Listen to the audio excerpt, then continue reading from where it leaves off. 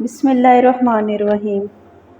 7ویں صدی ہجری کی ایک دوپہر ڈھل رہی تھی کہ درویشوں کا ایک قافلہ مختلف علاقوں میں نیکی کی دعوت دیتا ہوا باب الاسلام سندھ کے ایک علاقے میں پہنچا۔ ان دنوں باب الاسلام سندھ برائیوں اور بدکاریوں کی آماجگاہ تھا۔ ہر طرف گناہوں کا دور دورہ تھا۔ اس علاقے میں خاص طور پر کفر اور شرک اور فحاشی اور بدکاری عام تھی۔ بعض علاقے تو ایسے تھے کہ جہاں مسلمانوں کی تعداد آٹے میں نمک کے برابر تھی۔ دینی معلومات نہ ہونے کے باعث لوگ زندگی کے ہر شعبے میں بے راہ روی اور معاشرتی برائیوں کا شکار تھے۔ لوگوں کی اخلاقی حالت ابتر تھی، اس وجہ سے جگہ جگہ برائی کے اڈے قائم تھے۔ درویشوں کا یہ قافلہ ایک ایسے محلے میں ٹھہرا جہاں ہر طرف چہل پہل تھی۔ شام ڈھلتے ہی چراغ روشن ہونے لگے۔ شام نے رات کا لبادہ اوڑھا تو گانے بجنے لگے۔ عورتیں سرعام گناہ کی دعوت دینے لگیں۔ اوباش نوجوان گناہوں کے بھنور کی طرف کھنچتے چلے جا رہے تھے۔ یاد الہی میں مگن درویش یہ دیکھ کر بہت پریشان ہوئے اور اپنے امیر قافلہ سے عرض کرنے لگے، حضور، یہاں قیام کرنا ہمارے لیے مناسب نہیں ہے، آئیں کہیں اور چلتے ہیں۔ تو یہ جگہ تو بہت ہی بری ہے۔ امیر قافلہ نے فرمایا، ہم یہاں اپنی مرضی سے نہیں آئے بلکہ بھیجے گئے ہیں۔ امیر قافلہ کا جواب سن کر درویش مطمئن ہو گئے۔ جوں توں رات گزری، صبح گنہگاروں کا بازار سرد پڑ چکا تھا۔ اگلی رات درویش دیکھ کر حیران رہ گئے کہ بازار میں کل جیسی رونق نہ تھی۔ دوسری طرف برائی کے اڈوں پر بھی اوس پڑ چکی تھی۔ جو بھی آتا محلے میں داخل ہوتا ہی الٹے پاؤں واپس لوٹ جاتا۔ اب تو یہ معمول ہی بن گیا، بازار کی رونقیں ختم ہونے لگیں۔ ایک دن ساری عورتیں جمع ہوئیں اور کہنے لگیں، جس دن سے یہ درویش یہاں آئے ہیں ہمارا تو کاروبار ہی ٹھپ ہو کر رہ گیا ہے، انہیں یہاں سے نکالو ورنہ ہم تو بھوکے مر جائیں گے۔ چنانچہ وہ ان درویشوں کے پاس آئیں اور کہا، بابا، آپ صوفی لوگ یہاں ہیں، آپ کا کیا کام یہاں پہ؟ یہ تو گناہوں کی جگہ ہے، یہاں سے چلے جائیں، آپ کی وجہ سے ہمارا کام بند ہو رہا ہے۔ درویشوں کے امیر قافلہ نے فرمایا، ہم یہاں جانے کے لیے نہیں آئے، اب تو ہمارا مزار بھی یہیں بنے گا، البتہ اگر تمہیں کوئی مسئلہ ہے تو تم یہاں سے چلی جاؤ۔ امیر قافلہ کا جواب سن کر انہیں پریشانی لاحق ہو گئی، چونکہ بڑے بڑے زمیندار اور روسا، یہاں تک کہ خود راجہ بھی ان گناہوں میں شریک تھا، لہٰذا انہوں نے راجہ کو شکایت کر دی۔ راجہ نے اپنے سپاہیوں سے کہا، درویش سے کہو یہاں سے چلے جاؤ ورنہ انہیں زبردستی یہاں سے نکال دیا جائے گا۔ راجہ کا حکم پاتے ہی سپاہی درویشوں کے قافلے کی طرف روانہ ہوئے۔ ابھی قریب پہنچے نہ تھے کہ اچانک ان کے پاؤں زمین نے پکڑ لیے۔ سپاہیوں نے قدم اٹھانے کے لیے بہت جتن کیے مگر بے سود۔ انہوں نے واپس پلٹنے کی کوشش کی تو زمین نے ان کے پاؤں چھوڑ دیے۔ سپاہی گھبرا کر واپس لوٹ گئے۔ وہ عورتیں حیرت میں ڈوبی یہ منظر دیکھ رہی تھیں، ان کی دل کی دنیا زیر اور زبر ہو گئی۔ بے ساختہ اس بزرگ رحمت اللہ علیہ جو کہ اس قافلے کے امیر بھی تھے، ان کے قدموں میں گر کر تائب ہوگی اور دائرہ اسلام میں داخل ہوگی۔ ان کی دیکھا دیکھی مرد بھی ان بزرگ کے دست حق پر تائب ہو گئے اور دائرہ اسلام میں داخل ہو گئے۔ دوستو، کیا آپ جانتے ہیں کہ یہ بلند رتبہ درویش کون تھے؟ جی ہاں، یہ کوئی اور نہیں بلکہ باب الاسلام سندھ کی پہچان حضرت لال شہباز قلندر سید محمد عثمان مروندی کاظمی حنفی قادری علیہ رحمۃ اللہ علیہ تھے، اور جو دوسرے بزرگ تھے وہ آپ کے مرید اور خادم تھے۔ آپ رحمۃ اللہ علیہ نے سہون شریف ضلع دادو باب الاسلام سندھ تشریف لا کر کفر اور شرک کے گھٹا ٹوپ اندھیروں میں بھٹکنے والوں کو اسلام کے پاکیزہ اصولوں سے روشناس کرایا اور اس ظلمت کدے میں اسلام کی شمع روشن کی۔ آپ رحمۃ اللہ علیہ کی آمد سے باب الاسلام سندھ میں اسلام کی روشنی پھیل گئی۔ لوگ آپ کی پرتاثیر دعوت پر جوگ در جوگ دائرہ اسلام میں داخل ہو گئے اور اللہ عز و جل کے احکامات اور سرکار دو عالم صلی اللہ علیہ وآلہ وسلم کی میٹھی میٹھی سنتوں کی روشنی میں اپنی زندگی بسر کرنے لگے۔ دوستو، حضرت سیدنا لال شہباز قلندر محمد عثمان مروندی رحمۃ اللہ علیہ سادات کرام کے مذہبی گھرانے سے تعلق رکھتے تھے۔ آپ رحمۃ اللہ علیہ کی ولادت بشہادت مشہور قول کے مطابق 538 ہجری بمطابق 1443 میں آذربائیجان کے قصبہ مروند میں ہوئی۔ اسی مناسبت سے آپ رحمۃ اللہ علیہ کو مروندی کہا جاتا ہے اور آپ کا نام سید محمد عثمان ہے، جبکہ آپ اپنے لقب لال شہباز سے مشہور ہیں۔ اللہ عز و جل نے آپ کو اس قدر حسن و جمال عطا فرمایا تھا کہ آپ رحمۃ اللہ علیہ کی پیشانی کے نور کے سامنے چاندنی بھی مات تھی۔ حضرت علامہ مولانا میر سید غلام علی آزاد بلگرامی رحمۃ اللہ علیہ فرماتے ہیں کہ آپ رحمۃ اللہ علیہ کا سلسلہ نسب 13 واسطوں سے حضرت سیدنا امام جعفر صادق تک پہنچتا ہے۔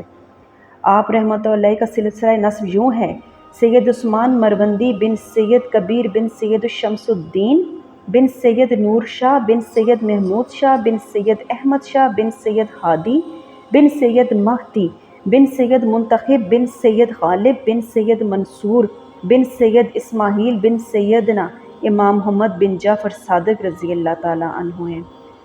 آپ کو قلندر کہنے کی وجہ یہ بیان کی جاتی ہے کہ آپ کا سلسلہ قلندریہ سے بھی تعلق رکھتے تھے، اس لیے آپ کو قلندر کہا جاتا ہے۔ برصغیر میں سلسلہ قلندریہ نے حضرت شاہ خضر رومی رحمۃ اللہ علیہ سے شہرت پائی۔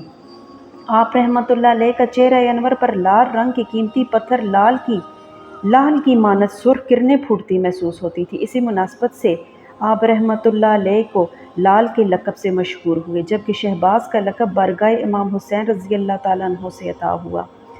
ایک روایت میں منقول ہے کہ ایک رات آپ کے والد ماجد حضرت امام سیدنا امام حسین علیہ السلام کی زیارت سے فیضیاب ہوئے۔ سیدنا امام حسین رضی اللہ تعالیٰ عنہ نے ارشاد فرمایا: ہم تمہیں وہ شہباز عطا کرتے ہیں جو ہمارے نانا جان رحمت اللہ عالمین حضرت محمد مصطفیٰ صلی اللہ علیہ وآلہ وسلم سے عطا ہوا ہے۔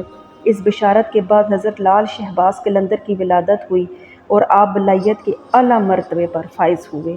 پیارے بھائیوں، حضرت سیدنا لال شہباز قلندر صحیح العقیدہ سنی اور حنفی مذاہب سے تھے۔ آپ رحمۃ اللہ علیہ نے ساری زندگی اہل سنت کے جلیل القدر علماء کرام اور مشائخ عظام ہی کے ساتھ دوستی اور نشست و برخاست رکھی، نیز انہی کے ساتھ سفر بھی فرمایا۔ حضرت سیدنا لال شہباز قلندر اپنی ایک نعتیہ غزل کے آخری مصرعے میں اپنا عقیدہ یوں بیان فرماتے ہیں، یعنی جس کا مطلب یہ ہے کہ جب عثمان ہو گئے تو حضور نبی کریم صلی اللہ علیہ وآلہ وسلم اور آپ صلی اللہ علیہ وسلم کے چاروں یاروں حضرت صدیق اکبر، حضرت عمر فاروق اعظم، حضرت عثمان غنی اور حضرت علی المرتضیٰ کے غلام، اس کو امید ہے محمد عربی صلی اللہ علیہ وآلہ وسلم کے اخلاق اور عادات سے۔ حضرت سیدنا عثمان مروندی المعروف لال شہباز قلندر علم و حکمت کی دولت سمیٹتے جب کربلائے محلہ پہنچے، حضرت سیدنا امام موسیٰ کاظم کی اولاد سے ایک بزرگ حضرت سیدنا شیخ ابو اسحاق اور سید ابراہیم قادری رحمۃ اللہ علیہ کا دست اقدس پر بیعت ہوئے اور تقریباً 12 ماہ تک پیر اور مرشد کے زیر سایہ سلوک کی منزلیں طے فرماتے رہے۔ پیر اور مرشد حضرت سیدنا ابراہیم قادری کی نظر ولایت نے جب اس بات کا مشاہدہ کیا کہ یہ اب مرید کامل بن کر طریقت کی اعلیٰ منزلیں طے کر چکے ہیں، تو انہوں نے آپ رحمۃ اللہ علیہ کو خرقہ خلافت و اجازت سے نوازا اور خدمت دین کے لیے راہ خدا میں سفر کرنے کی ہدایت فرمائی۔ حضرت سیدنا لال شہباز قلندر طریقت کی منزل طے کرنے میں مصروف تھے اور اسی دوران اپنے وقت کے برگزیدہ اولیاء کرام سے روحانی فیض حاصل کرنے کے لیے ان کے مزارات پر حاضری بھی دیتے تھے۔ چنانچہ مشہد شریف میں حضرت سیدنا امام علی رضا رحمۃ اللہ علیہ اور کوفہ بغداد میں امام الائمہ سراج الامت حضرت سیدنا امام اعظم ابو حنیفہ نعمان بن ثابت کا مزار اقدس پر حاضری دے کر فیوز و برکات حاصل کی۔ حضرت سیدنا لال شہباز قلندر پیران پیر روشن ضمیر حضور غوث اعظم محی الدین سے سید ابو محمد عبد القادر جیلانی کے مزار شریف پر حاضر ہوئے۔ مراقبے کے دوران آپ کو سیدنا غوث اعظم کی زیارت ہوئی۔ سیدنا غوث اعظم نے فرمایا کہ عثمان، اب مکہ معظمہ چلے جاؤ اور اللہ عز و جل کے گھر کی زیارت کرو۔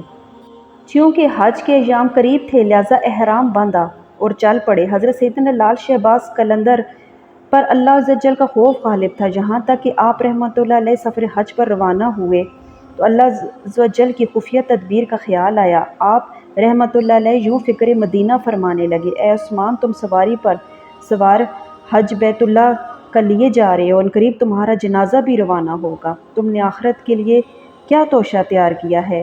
اس خوف خدا کے ساتھ بیت اللہ شریف پہنچے، حج کی شہادت پائی اور انوار الہی کی بارش سے خوب مستفید ہوئے۔ آپ رحمۃ اللہ علیہ ضعیف العمری کے باوجود صحت مند اور چاق و چوبند تھے۔ منقول ہے کہ جب آپ صحن تشریف لائے تو اس وقت آپ کی عمر 100 سال سے کچھ زائد تھی۔ آپ رحمۃ اللہ علیہ آخری ایام میں بھی حسب عادت نیکی کی دعوت عام کرنے کے لیے سفر فرماتے تھے۔ جب حضرت سیدنا لال شہباز قلندر کا آخری وقت آیا تو آپ کی زبان سے ادا ہونے والے آخری کلمات یہ تھے: میرا کوئی ساتھی نہیں ہے، میرا عمل میرا ساتھ کیا دے گا، میرا سب سے بڑا سہارا تو اللہ عز و جل کی ذات و بابرکت ہے، میرے ساتھی اللہ عز و جل کے محبوب حضور اکرم صلی اللہ علیہ وآلہ وسلم، آپ کے صحابہ کرام رضی اللہ تعالیٰ عنہ ہیں۔ حضرت سیدنا لال شہباز قلندر کے ان کلمات سے آپ رحمۃ اللہ علیہ کی رسول اللہ صلی اللہ علیہ وآلہ وسلم اور صحابہ کرام بالخصوص خلفائے راشدین سے محبت اور عقیدت کا پتہ چلتا ہے۔ آپ رحمۃ اللہ علیہ نے 21 شعبان المعظم 673 ہجری میں دہی اجل کو لبیک کہا، انا للہ و انا الیہ راجعون۔ آپ رحمۃ اللہ علیہ نے جس جگہ وصال فرمایا وہیں آپ کا روضہ مبارک تعمیر ہوا۔ اس کی تعمیر سب سے پہلے سلطان فیروز تغلق کے زمانے میں ہوئی، پھر وقتاً فوقتاً سرزمین ہند پر حکمرانی کرنے والے سلاطین و امراء نے مزار پر انوار پر حاضر ہوتے رہے اور اس کی تزئین و آرائش میں حصہ ڈال کر دین و دنیا کی سعادتیں لوٹتے رہے۔